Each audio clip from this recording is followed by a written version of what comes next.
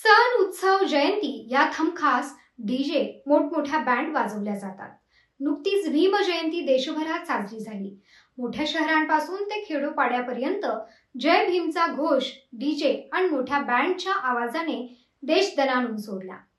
डीजेचा कर्णकर्कश आवाज, laser light याने केवळ माणसांनाच त्रास होत नाही, तर पशु पक्षी, लहान मुलं, वृद्ध यांच्यावर सुद्धा परिणाम होतो। मग प्रश्न हा पडतो की आमच्या जयंत्या, सण, उत्सव यात आम्ही कशाचं प्रदर्शन करतो? ध्वनी प्रदूषणाचं की मानवी अविवेकाचं? सध्या हीच चर्चा सर्वदूर चालू आहे। नेमकं काय घडतंय जाणून घेऊ। नमस्कार, मी सुचिता स्वागत करते इब्लिशच्या या विशेष व्हिडिओमध्ये। संपूर्ण जगभरात नुकतीच भारताच्या घटनेचे शिल्पकार, विश्ववंदनीय महामानव डॉक्टर बाबासाहेब आंबेडकर यांची जयंती मोठ्या उत्साहात दिमाखात साजरी झाली। परंतु महाराष्ट्रात या जयंती उत्सवानं वेगळंच चर्चेला तोंड फोडलं।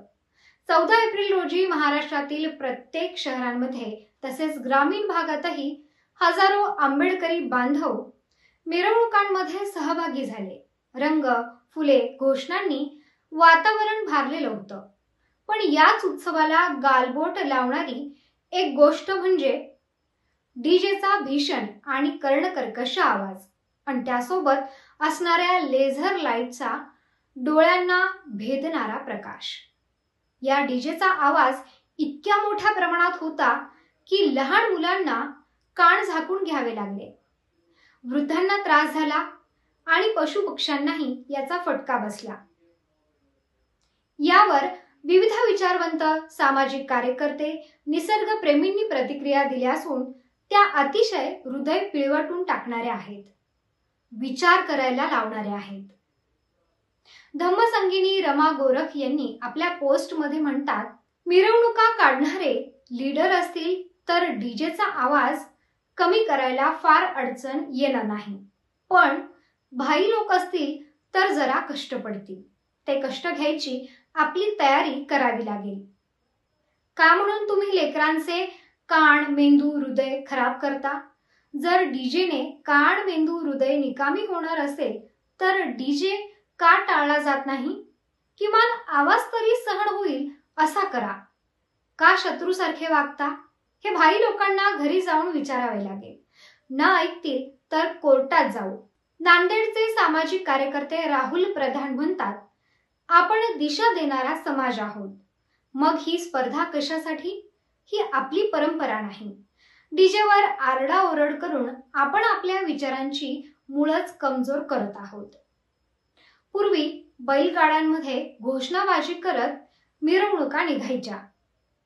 हलगी, बँजो, ढोल, ताशा यात एक मर्यादा होती, एक लोककला संवर्धन होतं। पण डीजेची विकृती ही आनंदाला त्रासदायक बनवते आहे।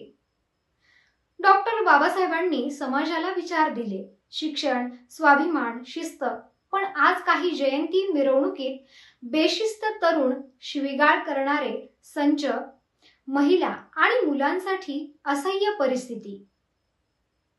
भीमाच्या लेखण्या या वेबसाईटच्या संपादिका म्हणतात, भावा, डीजे नकोच, ढोल बँडवाले आपलेच आहेत, त्यांची कला जपूया, जयंती नाचून नाही विचार देऊन साजरी करूया। ही टीका विरोधासाठी नाही तर सुधारण्यासाठी आहे। विश्वदीप कारंजकर म्हणतात, ही माझी भीम जयंती नाही, जर असंच चालू राहिलं तर मी येणार नाही पुढच्या वर्षीच्या मिरवणुकीला। श्रीधर जाधव यांचे शब्द मनाला भिडतात। कोटी रुपये खर्च होतात, त्या पैशात शिक्षण, व्यसनमुक्ती, समाजकार्य करू शकतो, पण आपण गोंधळ करतोय। देशभर वर्षभरात अनेक सण, उत्सव, जयंत्या साजऱ्या केल्या जातात। यात नेहमी दणकट आवाजातील डीजे, लेझर लाईट याचा भरमार असतो। रामनवमी, शिवजयंती, गणेशोत्सव, दुर्गाष्टमी, हनुमान जयंती, भीम जयंती हे तर प्रत्येकाच्या जिव्हाळ्याचे उत्सव आहेत। गेल्याच वर्षी लेझर लाईटमुळे अनेकांना दृष्टीदोष झाला होता। यावर्षी भीमजयंतीमध्ये एका मुलाचा डीजेचा आवाज सहन न झाल्याने झालेला मृत्यू, यामुळे आपली वाटचाल कोणत्या दिशेने होत आहे याचा विचार आपण केला पाहिजे। आपण समाजाच्या नेतृत्वासाठी जन्मलो आहोत याचा विचार आपण कधी करू? बाबासाहेबांनी आपल्याला जगण्याचा मार्ग दिला, विचार दिला, आचार दिला. मित्रांनो, जयंती आपण साजरी करूच, डीजेही वाजवू आणि मनसोक्त नाचूही, पण आवाजावर नियंत्रण ठेवू. नैसर्गिक हानी होऊ नये याचा पुरेपूर विचार करू. पशुपक्ष्यांना इजा होणार नाही याची काळजी घेऊ. आपल्या मुलांना दृष्टीदोषासारखे आजार होणार नाहीत याचे भान आपण राखू. शेवटी देश आपला आहे, सण उत्सव आपले आहेत, महापुरुषही आपले आहेत, जयंत्या आपल्या आहेत. ढोल ताशा हलगी आणि विचारांचंही पूजन करू. बाबासाहेब यांनी आपल्याला एक लेखणी दिली. शिक्षणाची दारं खुली करून जगण्याच्या पंखात बळ भरलं.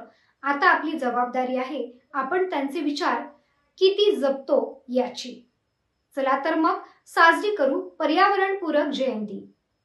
सण उत्सव आणि आदर्श घालू नव्या पिढीसमोर विचारांचा.